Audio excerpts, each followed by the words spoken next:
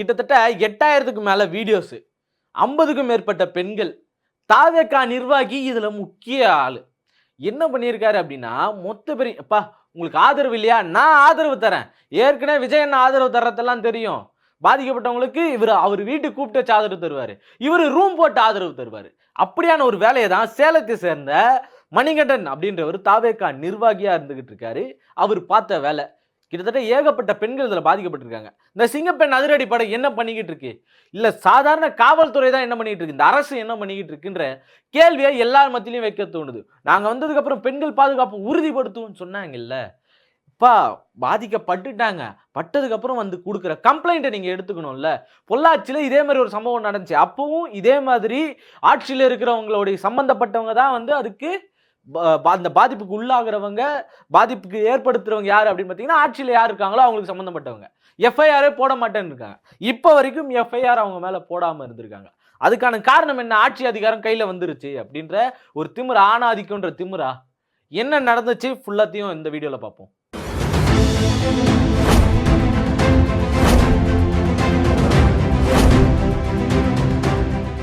வணக்கம் தமிழ் சொந்தங்களே.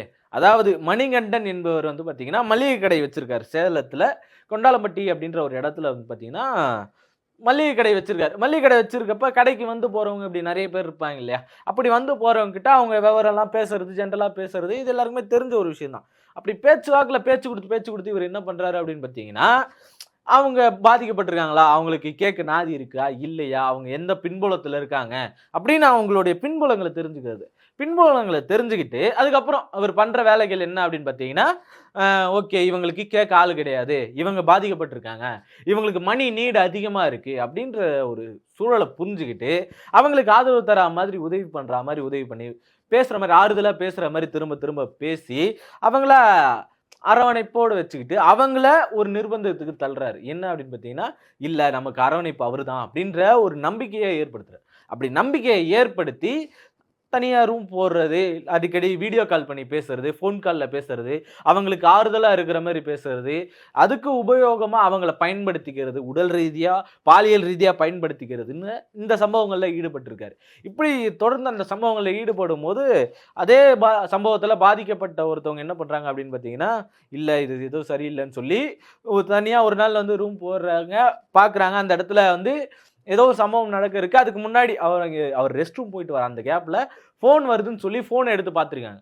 ஃபோன் எடுத்து பார்த்தா தான் இந்த அம்மா கூட அவரு எப்படிலாம் இருந்திருக்காரோ, அந்த எல்லாத்தையும் வந்து வீடியோ கால் எல்லாத்தையுமே வந்து பார்த்தீங்கன்னா, வீடியோ கால்ல பேசுறது, ஃபோன் கால்ல பேசுறது, இவங்க ஒண்ணா இருந்தது எல்லாத்தையுமே வந்து வீடியோ எடுத்து வச்சிருக்காரு. அத ரெக்கார்ட் பண்ணி வச்சிருந்திருக்காரு. அத ரெக்கார்ட் பண்ணி வச்சத உடனே பார்த்துட்டு இவங்களுக்கு பெரிய ஷாக்கு. கிட்டத்தட்ட அந்த ஃபோல்டர்ல மட்டுமே அது தனி ஃபோல்டரா போட்டு வச்சிருக்காராம். அந்த ஃபோல்டர்ல மட்டுமே 8000க்கு மேலான வீடியோஸ் இருக்காம்.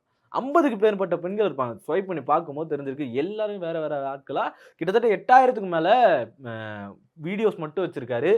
50க்கு மேற்பட்ட பெண்கள் இதுல பாதிக்கப்பட்டிருக்காங்க. இதுக்கு முன்னாடி இப்படி ஒரு சம்பவம் நம்ம கேள்விப்பட்டோம். அதுல ஒரு வார்த்தை எல்லாருக்குமே ரொம்ப தெரிஞ்ச ஒரு வார்த்தை. "அண்ணா விட்டுருங்கண்ணா" அப்படின்னு சொல்லி வார்த்தை. இந்த Facebookல பழகி அ அதுல நடந்த ஒரு சம்பவங்கள், துயர சம்பவங்கள், அதுல பாதிக்கப்பட்ட ஏகப்பட்ட பெண்கள். அதே மாதிரி இன்னொரு சம்பவம். "அப்பா நீ பாதிக்கப்பட்டிருக்கல்ல, நான் அரவணைப்பு தரேன்ற பேர்ல இவரு பண்ணிக்கிட்டு இருக்காரு." 10 நாளைக்கு முன்னாடியே இந்த அம்மா போயிட்டு கம்ப்ளைண்ட் குடுத்துருக்காங்க. கம்ப்ளைண்ட் குடுத்தப்ப எடுக்கிறேன் அப்படின்னு சொல்லி அலட்சியப்படுத்தியிருக்காங்களே தவிர, இவங்களுக்கு ப்ராப்பரா அந்த எஃப்ஐஆர் போட்டு குடுக்குறது, சிஎஸ்ஆர் காப்பி போட்டு குடுக்குறது, இப்படி எதையுமே பண்ணாம இருந்திருக்காங்க. இப்படி பண்ணாம இருந்ததோடைய அடிப்படையா என்ன இருந்திருக்கு அப்படின்னு பார்த்தீங்கன்னா, தொடர்ந்து அடுத்து எல்லாரும் பாதிக்கப்படுறாங்க. இவர் மேல வெறும் இந்த கேஸ் மட்டும் கிடையாது. இதுக்கு முன்னாடி குட்கா கடத்தின வழக்கு கேஸும் இருக்குது. எந்தெந்த இடம்னு பார்த்தீங்கன்னா, எந்தெந்த காவல் நிலையங்கள் இருக்குன்னா, கொண்டாலப்பட்டி காவல் நிலையங்கள்லயோ, அம்மாப்பேட்டை காவல் நிலையங்கள்லயோ, அப்புறம் வந்து பார்த்தீங்கன்னா, ஆ அன்னதாரப்பட்டி அப்படின்ற ஒரு காவல் நிலையம். இந்த 3 இடத்துலயுமே வந்து இவர் மேல கேஸ் இருக்கு. கோர்ட்டுக்கும் இவர் மேல வழக்கும் நடந்திருக்கு. கோர்ட்டுக்கும் தினமும் போயிட்டு அடிக்கடி போயிட்டு கையெழுத்து போட்டு வரக்கூடிய ஆளு. இப்படி கையெழுத்து போட்டு வர ஒரு ஆளு கோர்ட்லயும் இருக்காரு. கோர்ட்டும் சம்மந்தப்பட்டிருக்கு. காவல்துறைகளும் இதுல சம்மந்தப்பட்டிருக்கு. கையெழுத்து போட்டு வர ஒரு ஆளு எப்படி இவங்க கவனிக்காம விட்டாங்க? இவர் மேல இன்னொரு எந்த ஒரு தவறான நடவடிக்கையிலும் இவர் ஈடுபடக்கூடாதுன்னு கவனிச்சிருக்கணும்ல. இவர் என்ன பண்றாரு? எங்கிருந்து குட்கா கடத்துறாரு? அப்படின்ற ஒரு சம்பவங்கள பார்த்தா கூட யாரோ வராங்க, போறாங்க. ஏகப்பட்ட பேர் வராங்க, போறாங்க. அப்படின்ற இவர கவனிக்கிற ஒரு சூழல்ல தெரிஞ்சிருக்கும்ல. அப்ப இதுக்கு முன்னாடி இருந்த அரசு இந்த அம்மா வந்து 6 மாசத்துக்கு முன்னாடியே பாதிக்கப்பட்டிருக்காங்க. 6 மாசத்துக்கு முன்னாடிலேருந்து இவங்களுக்கு பழக்கம் இருந்திருக்கு. அதிலிருந்து தெரிஞ்சு ஒதுங்கி இருக்காங்க. ஒதுங்குனதுக்கு அப்புறம் என்ன நடக்குது அப்படின்னு பார்த்தீங்கன்னா, "இல்ல நீ ஏன் பேச மாட்ற? தொடர்ந்து பேசு" அப்படின்னு சொல்லி வற்புறுத்தியிருக்காரு. வற்புறுத்துனத தாண்டி இன்னும் என்ன பண்ணியிருக்காரு அப்படின்னா, "நீ என் ஃப்ரெண்ட்ஸ் கூடயும் பேசு. அவங்க உனக்கு சப்போர்ட் பண்ணுவாங்க" அப்படின்னுருக்காரு. சப்போர்ட் பண்றாங்களாம். எதுடா சப்போர்ட் பண்றது? சப்போர்ட் பண்றதுன்னா, அந்த பிள்ளைங்கள படிக்க வைக்கிறது. அவங்களுக்கு இருக்கக்கூடிய கஷ்டங்கள போக்குறது. கஷ்டங்கள போக்குறேன்ற பேர்ல நீங்க பண்ற இந்த கிரிமினல் வேலைக்கு இத பயன்படுத்திக்கிறீங்கல்ல, அது இவர் மட்டும் இல்லையா, அவங்க ஃப்ரெண்ட்ஸ் கூட போ, அவங்க சப்போர்ட் பண்ணுவாங்க அப்படின்னு சொல்றேன். இந்த கேவலமான கேவலவாதிகள செருப்ப கொண்டு அடிச்சாலும், இந்த இடத்துல அத பயன்படுத்தக்கூடாது. பீப் போடுவாய்ங்க. ஆனாலும் பரவால்ல. செருப்ப கொடைஞ்சு அடிச்சாலும் தப்பே கிடையாது. ஆணுறுப்பு அறுத்து விடணும் அப்படின்றேன். எதுக்கு இந்த சிங்கப்பெண் அதிரடிப்படை செயல்படணுமோ அதுக்கு சரிப்படல. இது ஒரு 10 நாளைக்கு முன்னாடி இப்போ சமீபத்தில தான் வந்து பார்த்தீங்கன்னா, ஒரு 2 நாளைக்கு முன்னாடி தான் அந்த சிங்கப்பெண் அதிரடிப்படைய தோற்றுவித்தாரு. அப்படி சிங்கப்பெண் அதிரடிப்படை ஆரம்பிச்சு விட்டதுக்கு அப்புறம் என்ன நடக்குது அப்படின்னு பார்த்தீங்கன்னா, அந்த அம்மா சிங்கப்பெண் அதிரடிப்படையில இருக்காங்கல்ல, பெட்ரோல்ல வராங்கல்ல, அவங்க வண்டிக்குள்ள வச்சிருந்த நகையே வந்து காணாம போகுது. எந்த லட்சணத்துல சிங்கப்படை அதிரடிப்படை இருக்குதுன்னு தெரியுது. இதுல இன்னொருத்தர் கிண்டல் பண்ணின்னு இன்னைக்கு ஊர் ஊரா சுத்திக்கிட்டு இருக்காரு. சிங்கப்பெண் அதிரடிய பாருங்க அப்படின்னு சொல்லிட்டு. ஏய் இங்க பாதிக்கப்படுறது என்ன? பிங்க் பெட்ரோல், அம்மா பெட்ரோல், சிங்கப்பெண் அதிரடிப்படை இது எதுவுமே இல்லையே. ஒரு 10 நாளைக்கு முன்னாடி இவங்க இத செஞ்சிருந்தாங்க அப்படின்னா, இந்த ஜெகதீஷன் வீட்டுக்கு இவரு போய் வராம இருந்திருந்தாருன்னா, இந்த சிங்கப்பெண் அதிரடிப்படை நேரத்துக்கு பாஞ்சு அவங்கள கைது பண்ணியிருக்குமா? கிட்டத்தட்ட அத்தன பேரு இதுக்கு முன்னாடி இருந்த அரசும் கண்டுக்கல, இப்ப இருக்கிற அரசும் கண்டுக்கல. அப்ப எதுதான் கண்டுக்கும்? யார் தான் தீர்வு இதுக்கு? என்னதான் பதில் சொல்ல போறீங்க? இப்பவும் விஜய் அண்ணன் என்ன பண்ணுவாரு? வாயில பிகில் வச்சுட்டு இருப்பாரா? இல்ல சட்டமன்றத்துல போய் பேச முடியாம உட்கார்ந்தாரு. அதே மாதிரி பேசாம இருப்பாரா? அப்ப கர்நாடகாவுக்கு போய் வந்திருக்காரு. எல்லா நியூஸ் சேனலும் பார்க்குறேன். கர்நாடகா அவர் போய் வந்தது மட்டும் தான் இங்க கவர் ஆகுது. இப்ப வேற ஒரு சேனல்ல அது போட்டிருக்காங்க அப்படின்னு சொல்லி இருந்தாலும், நீங்க மொத விஷயமா என்ன பண்ணணும்? வாங்கி அத வெளிய கொண்டு வரணும்ல. பாருங்க இவங்க இவ்ளோ மோசமா இருந்திருக்காங்க. இந்த மாதிரியான ஒரு சம்பவம் நடந்திருக்கு. தயவு செய்து ஜாக்கிரதையா இருங்க. சிங்கப்பெண் அதிரடிப்படை விரைந்து செயல்படுங்க அப்படின்னு சொல்லிட்டு செஞ்சிருக்கணும்ல. கா இந்த அரசாங்கத்துக்கு வலியுறுத்தி இருக்கணும்ல. ஒரு ஊடகம் செய்யக்கூடியது தானே. இத தாண்டி வேற என்ன செய்யுது இந்த ஊடகம்? இந்த ஊடகத்துறைய பாதுகாக்க வேண்டிய இந்த அரசு என்ன செய்யுது? 4 தூண்ல ஒரு முக்கிய தூணான இந்த ஊடகத்துறைய முடக்குது. ஒரு 2 நாளைக்கு முன்னாடி இவங்களுக்கு எதிரா வந்து கருத்துக்கள சொல்லிட்டாங்க அப்படின்னு சொல்லிட்டு, ஒரு 4, 5 அரசு கேபிள் வரக்கூடிய எந்த ஒரு செட்டப் பாக்ஸ்லயும் வரல. இப்படியான வேலைகள தான் இந்த அரசு செஞ்சுகிட்டு இருக்கு. பாதிக்கப்பட்ட இந்த பெண்களுக்காக யார் நிக்கிறா அப்படின்னு கேட்டீங்கன்னா, யாரும் கிடையாது. சும்மா பேருக்கு வாங்க பெண்கள் பாதுகாப்பு தருவோம். தனிமனித ஒழுக்கம் சம்பந்தப்பட்டதுன்னு இப்பதான் தெரியுதா? அந்த தனிமனித ஒழுக்கத்த மேம்படுத்துறதுக்கு நீங்க என்ன பண்ணீங்க? அதிரடிப்படை அமைச்சா மட்டும் பத்தாது. இங்க கல்வி ரீதியான மாற்றங்கள குடுக்கணும். அங்கங்க விழிப்புணர்வு பதாகைகள வைக்கணும். இன்னமும் பீரியட்ஸ வெளிய பேச பயந்துட்டு இருக்காங்க பெண்கள். அப்படி ஒரு பயத்த உடைச்சு விடுங்க. முதல்ல அத பேச தயக்கப்பட வேணாம் அப்படின்ற எஜுகேஷன முதல்ல குடுங்க. அந்த எஜுகேஷன முதல்ல வெளிய குடுத்துட்டீங்கன்னு வச்சுக்கங்களேன், இங்க பாதிக்கப்படுற யாரா இருந்தாலும் அத முதல்ல வெளிய சொல்லுவாங்க. பாதிக்கப்பட்டது யாரா இருந்தாலும் இல்ல பரவால்ல. இப்போ அந்த வீடியோ எடுத்து வெளிய விட்ட ஒரு நியூஸ் சேனலா இருக்கட்டும், அவங்களுமே அவங்க முகத்த காட்ட வேணாம் அப்படின்னு சொல்லி தான் வச்சிருக்காங்க. அப்ப எந்த அளவுக்கு இந்த சமூகம் அவங்க மேல பார்வைய வச்சிருந்தா, அந்த முகத்த காட்ட வேணாம்னு சொல்லி பயப்படுவாங்க.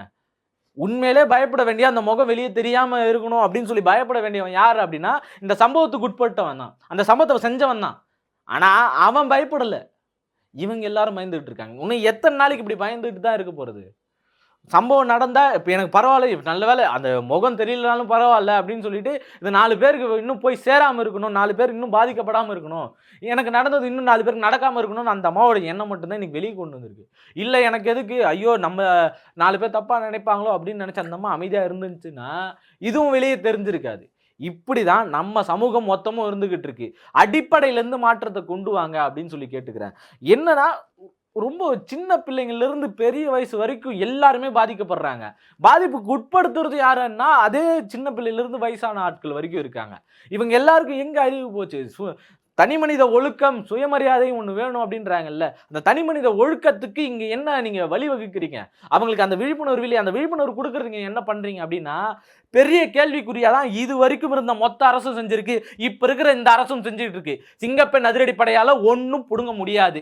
உங்க ஸ்டைல்ல சொல்லணும்னா. அதனால வெறும் சும்மா போய் அங்கங்க ரீல்ஸ். இப்ப இருக்கிற சிங்கப்பெண் அதிரடிப்படை மொதற்கொண்டு ரீல்ஸ் தான் பண்ணிக்கிட்டு இருக்காங்க. பாருங்க நாங்க அத பண்ணிட்டோம், இத பண்ணிட்டோம் அப்படின்னு சொல்லி போய் 4 இடத்துல நீங்க எதுக்கும் கவலைப்படாதீங்க. எது நடந்தாலும் என்கிட்ட சொல்லுங்கன்னு சொல்லி அதையும் ரீல்ஸா தான் எடுத்து போடுறாங்களே தவிர, சரியான நடவடிக்கை என்ன எடுத்திருக்காங்க? இப்ப இப்படி ஒரு சம்பவம் நடந்திருக்கு அப்படின்னு தெரிஞ்ச உடனே இந்நேரத்துக்கு விரைஞ்சு போயிருக்கணும். அவர கைது பண்ணியிருக்கணும். கைது பண்ணி விசாரணைக்கு உட்படுத்தியிருக்கணும். விசாரணைக்கு உட்படுத்தினத வெளிக்கொண்டு வந்துருக்கணும். பாருங்க நாங்க அதிரடியா செயல்படுறோம். இனிமே கவலை இல்லன்னு 4 பேருக்கு தைரியம் சொல்லியிருக்கணும். அப்படி செஞ்சிருந்தா இது சிங்கப்பெண் அதிரடிப்படை. இல்லைன்னா இது ஆயப்படை தான் கடைசி வரைக்கும் எந்திரிக்க முடியாம இந்த தமிழ் சமூகம் மொத்தமும் கம்முன்னு தான் கிடக்கும். மொத்த ஆண்களுக்குமான அவப்பேரு ஏற்பட்டுக்கிட்டே தான் இருக்கும். அது வரைக்கும் எப்பா அவன் தானே பாதிக்கப்பட்டான் அப்படின்னு சொல்லி யாருமே இருந்துடாம இதை வெளிக்கொண்டு வந்து பேசுங்க. பேசுறது மட்டும்தான் 4 பேர் கொண்டு போய் சேர்க்கும். அப்படி கொண்டு போய் சேர்த்தாதான் அது 4 பேர் சேர்ந்து அந்த இஷ்யூவை வெளியே கொண்டு வந்து அதுக்கு சொல்யூஷன் கிடைக்கிறதுக்கான ஒரு வழியை உண்டாக்கும். அதுக்கான வேலை என்னவோ அதை தொடர்ந்து செய்யுங்க. என்னால முடிஞ்சதை உங்ககிட்ட சொல்லியிருக்கேன். நீங்க என்ன பண்ண போறீங்க அப்படின்றத யோசிச்சுக்கோங்க அப்படின்னு மட்டும் நான் சொல்லிக்கிறேன். நன்றி, வணக்கம்.